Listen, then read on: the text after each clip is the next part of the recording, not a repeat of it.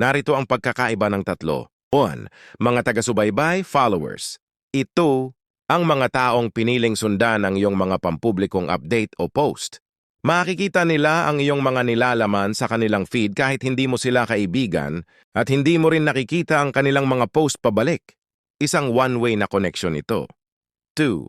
Sinusundan, following. Ito naman ang mga account na pinili mong sundan.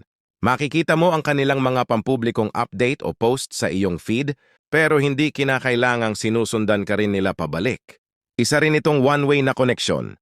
3. Mga kaibigan, friends. Ito ay mutual na koneksyon, kung saan pareho kayong sumang-ayon na mag-connect.